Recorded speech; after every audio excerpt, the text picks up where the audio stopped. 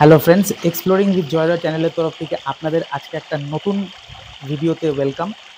আজকে আমি আপনাদের দেখাবো ফাইটার ফিশ, মানে অনেকে বেটা ফিশ বলে, তার একটা হার্ডস্কেপ উইথ একটা দুটো খালি গাছ ওর মধ্যে ইনক্লুড থাকবে।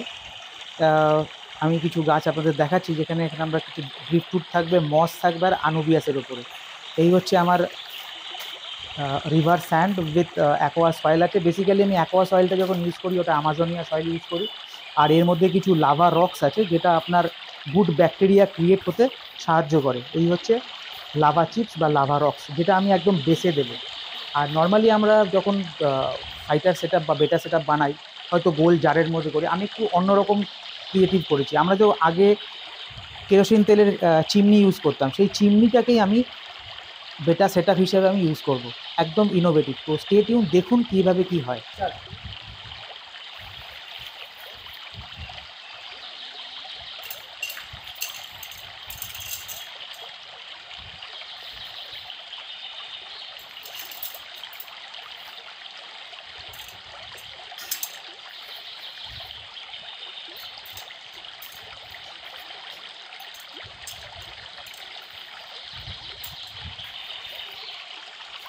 ওহো, এটা কিন্তু লাভা রক অলরেডি ঢেলে দিয়েছি এর মধ্যে। এরপরে যে রিভার স্যান্ড আর যে অ্যাকোয়া সয়েল আছে সেটাকে একটু ওয়াশ করে নিয়ে আসবো, কারণ রিভার স্যান্ডের এখানে অনেক ধুলো আছে, প্রচুর ডাস্ট আছে, তো একটুখানি না ধুয়ে এটা দেওয়া যাবে না।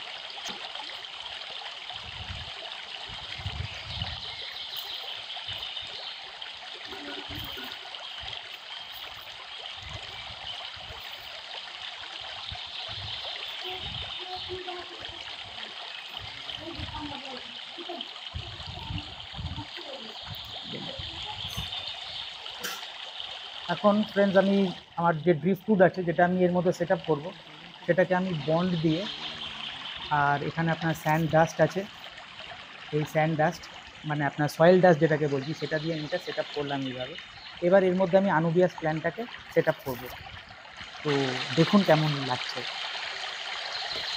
ফ্রেন্ডস। প্রায় সেট আপ আমার পুরো তৈরি। এখন আমি আমার অ্যাকোয়াগার্ডের যে জল আছে, ফিল্টার ওয়াটার, আরও ওয়াটার, সেটা দিলে পরে ভালো, বিকজ এই জলে আয়রন থাকে না। তো ফিশেদের জন্য চেষ্টা করবেন আপনারা এই জলটাই দিতে।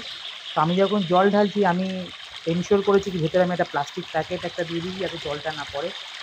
তো আমার এখানে আরেকটু জল লাগবে ফ্রেন্ডস, আমি আরেকটু ঢালবো জল।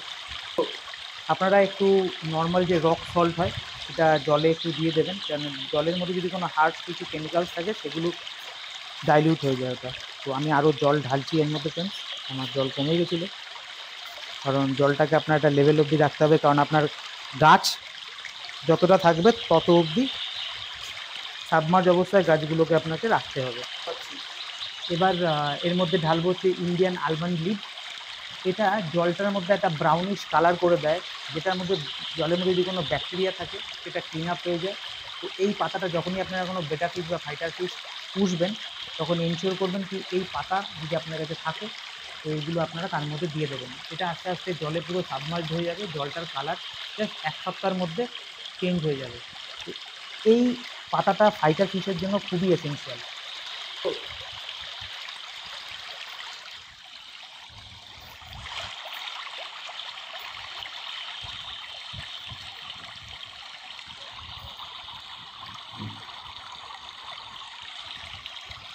ফ্রেন্ডস, অলরেডি মাছটা আমি ছেড়ে দিয়েছি।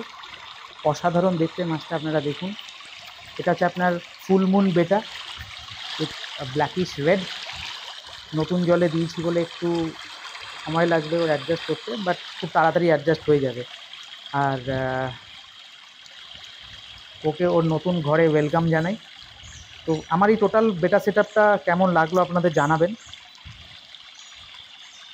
লাইক, শেয়ার আর কমেন্টস করবেন, যাতে আমি আপনাদের কাছে আরও নতুন নতুন এরকম সেট আপ নিয়ে আসতে পারি সুলভ মূল্যে।